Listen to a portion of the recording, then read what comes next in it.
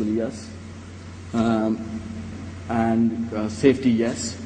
Efficacy in one indication, acceptable, again depending on the mechanism of action.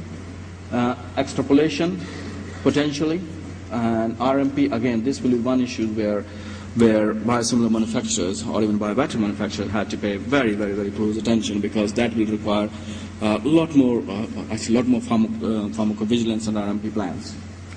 And some of other countries like Australia, Singapore, Korea, Taiwan, Canada, Japan, they all sort of have developed their sort of reference, their guidelines. And some of them, for example, Australia simply accept the EU dossier. And there are minor variation in terms of where the reference product comes from, and you can actually make a case for. Is the EU still lagging behind the EU? Short answer is yes. But the way has been paved for the biosimilar legislation in the healthcare bill, which was signed in 2010 as a part of wider healthcare reform bill. Some of the issues which were addressed in that was market and data exclusivities. And a couple of other things which will happen is a pathway which has been used successfully in the US is 505(b)(2), under which the human growth hormone was approved. It's going to be phased out over the next 10 years. So basically paving the way for the biosimilar pathway. But will all US biosimilar manufacturers follow the new pathway? I think that is the question. And I will come to that, why people may not follow this question and pathway. And one of the reasons for that is that in the current legislation, a biosimilar developer is supposed to give the full dossier and the manufacturing process to the originator 20 days after the acceptance of the dossier. So if you are a biosimilar developer and you intend to develop multiple products using similar sort of manufacturing technologies, would you like to do that? I'm sure not. So what's the alternative? People can still use the BLA, and no one is stopping. And one example is the first BLA which has been filed is by Teva for filgrastim, and that is what I'm calling conventional BLA. There you are not, you're not supposed to divulge any of your manufacturing technologies and the dossier itself. And obviously there will be patents and very, very elaborate, I think, court cases.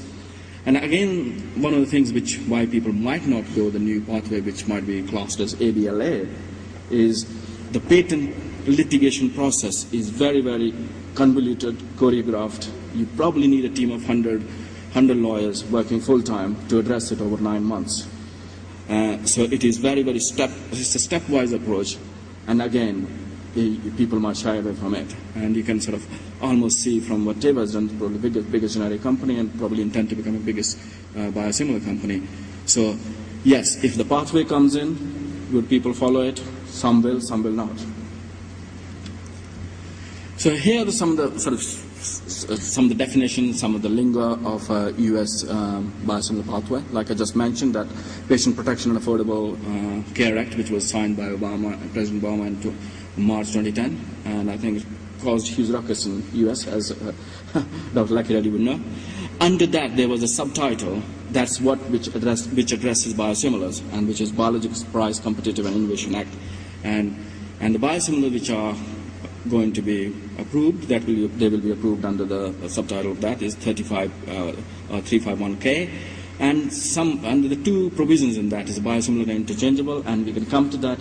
It muddies the water a little bit. It muddies the water as it's not in the Europe, and some of the patent challenges which I just alluded to earlier on will be settled under 351I, and I think it is going to be wait and watch. And the definition in US, again, I think it's not surprising. It has to be highly similar to the reference product, notwithstanding the minor differences, which are in clinically inactive substances. And biosimilar and reference products, as known to the best extent known, should use the similar or at least same mechanism of action and the same condition of use. So that's how US would define the biosimilars. So and interchangeable, it must meet all the above requirements, but a biological product that may be substituted with the reference product without the impact on the safety and efficacy. But I think the key word here is without the intervention of healthcare provider who has prescribed the thing. So where have they gone to so far? They had a public meeting in the beginning of November. FDA was supposed to take submissions from that public meeting until 31st of December 2010. Again, both sides, originator side and the biosimilar side, put their arguments, no surprises there, on the similar lines.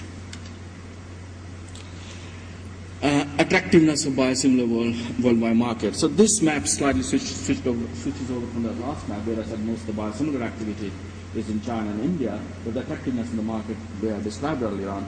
Even if you can make a biosimilar Avastin or biosimilar Herceptin, the price of those things still be very, very high.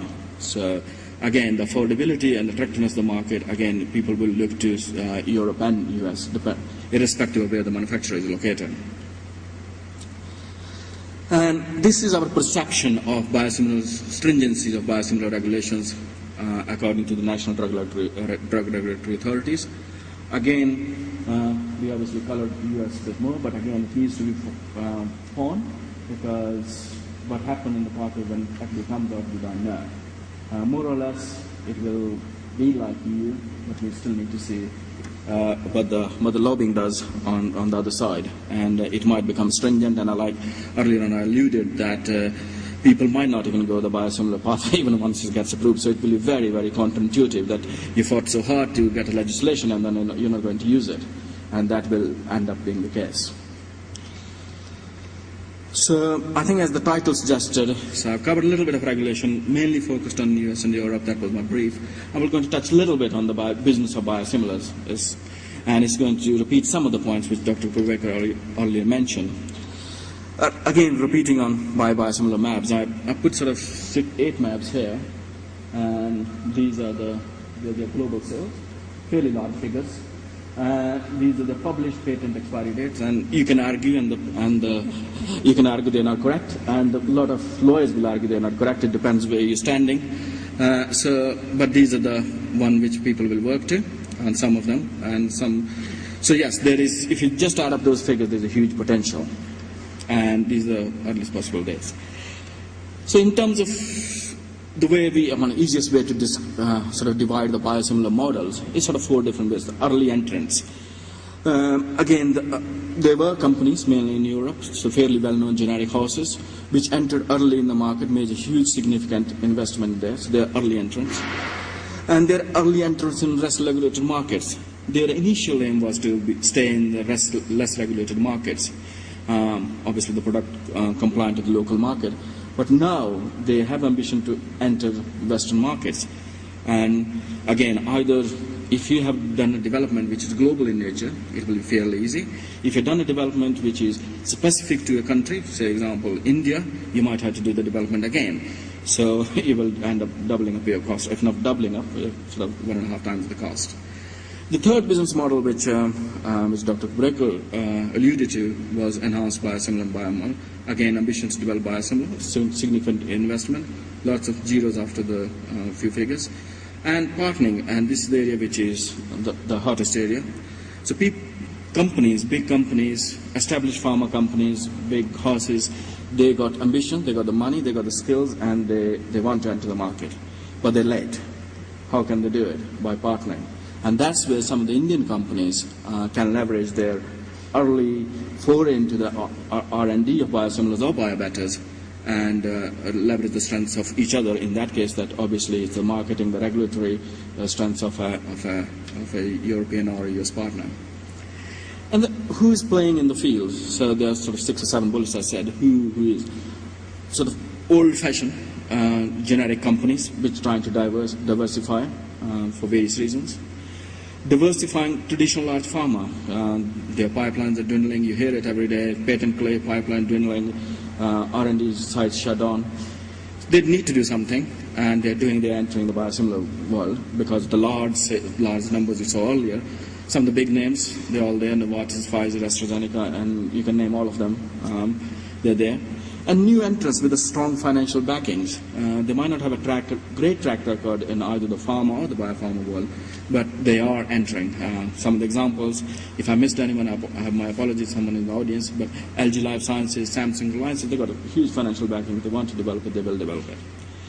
The another type of companies are biotech companies. So these are the companies who had technologies, who had the talent pool, and they can easily, they've got a big steel and fermenters and purification columns, so they can easily put them to use. So those are a few companies I'm mentioning, Biocon, Biogen, but there are a huge number of companies. These are just to exemplify.